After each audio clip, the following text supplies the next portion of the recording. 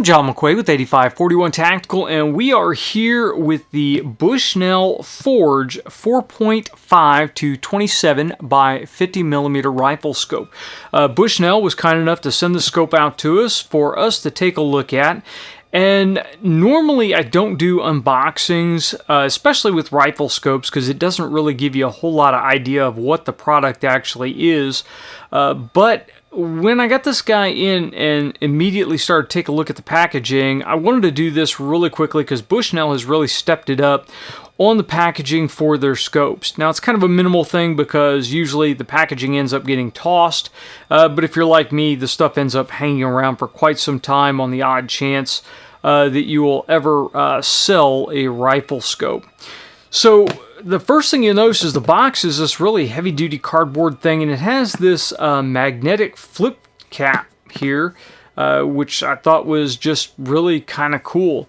So it flips open, and you get this really neat presentation. It says "Never Miss" up here, and then you get a basic information on how to set the zero stop and how to zero the scope.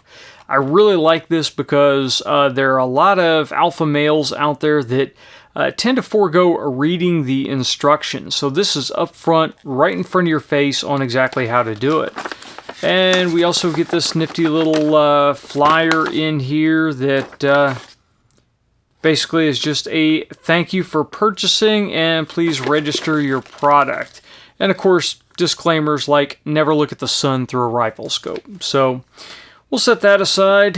And we've got the different reticles that the scope comes available in. The deploy MOA second focal plane, deploy MOA first focal plane, and deploy MIL first focal plane. And this is the deploy MIL. So we've got this nice little Christmas tree here. And we'll set that aside. And now this is what I'm talking about they've really stepped up their presentation. So we have this nice foam cutout here, the scope in one recess. We get this basically a rain cover for the scope. It's a stretch neoprene cover. I think that is pretty slick. We'll stuff that back in there for now. You get a little accessory kit here and a really nice scope tool, so you don't have to hunt down your Allen keys and all that stuff, and that's a really nice thing to have with you. It comes on a little keychain deal, so really easy to throw that in your range bag. You get a little lens cleaning spud here, which again is nice. You should never really use your t-shirt or something to wipe your lenses off. Having something like this that is dedicated to the lens, very nice. You do get a sunshade, so it's nice that that is included, not an added expense. And scope caps. And these appear to be Butler Creek scope caps. Actually, they are. They don't have Butler Creek markings on them, but inside, when you look at the moldings, these are Butler Creek scope caps, which the same parent company owns Butler Creek and Bushnell. So that makes complete sense. I really like this because you don't have to go down and hunt scope caps for your new scope. And of course, you have the option of either running these or running the rain cover on it, or both at the same time. We'll see if this cover stretches far enough to cover it with the sunshade on. If not, then obviously putting on the scope caps on the sunshade is probably going to be your best option. And then we come to the rifle scope itself. Let's just slide that back. And the scope just has this nice little bag over it. Pop that off. You get your throwaway do not eat silica gel pack. And here we have the scope itself. Really nice looking overall. It has a nice even black anodized finish. And we do have some nice knurling on the elevation and windage turret. And then, of course, we do have adjustable parallax on this side. Parallax does adjust down to 25 yards on the scope, so it does make it acceptable for NRL 22. We already have a cattail on here. You can remove that if you don't want it. It's just a single screw that pinches it on to the magnification lever, so you can go ahead and pull that off if for some reason it gets in the way for you. Should not be a problem with right-handed shooters, because when it's set to 27, the maximum power, the cattail sits up high enough that your bolt should clear with no problem at all. When you swing it over onto this side, it may get in the way on AR-15s depending upon what kind of charging handle you have and what the scope height is when you get it mounted up.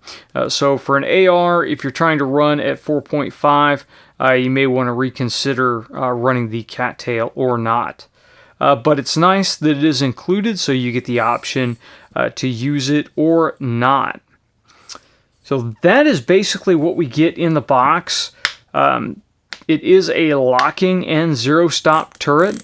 So the zero stop is not currently engaged, so you can go quite a ways below zero.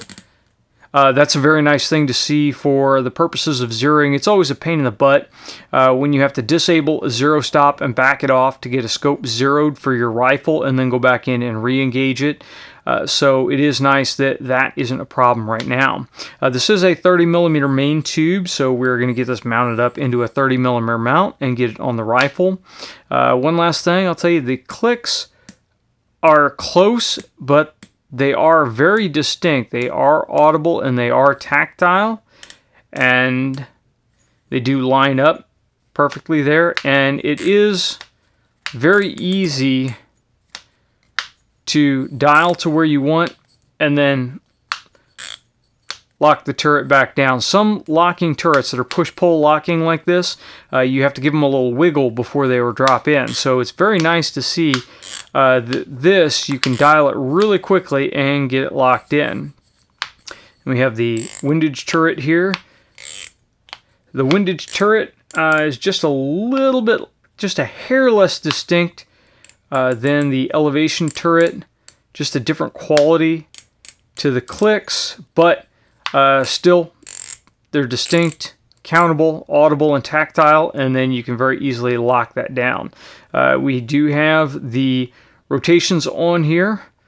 Right is marked, and one thing that I do really like on here, it is marked 1R, 2R, etc. when you go up, 1L, 2L, etc. when you go down. So from behind the rifle scope, you can see which direction you're turning the turret instead of having to swing over and look at it. The turret is a 10 mil per rev turret. So that is pretty standard, but I like the fact that it is even. So when you get past that last rev, now you know you're 11, 12, etc. You don't have to do crazy math in your head like you would if it was an 8 rev or a 7 mil rev, etc. Again, marked on top so you can see it very clearly. 1 click equals 0.1 mil, so it is 1/10 of a mil per click. And the up direction is marked. The markings are engraved in as well as colored, so really no problem there. You get a nice little badge up front. The styling on this is fairly understated, but it definitely is recognizable as a Bushnell scope. And lastly, we have our fast focus eyepiece here, which does come bottomed out, so you are going to need to set that guy up.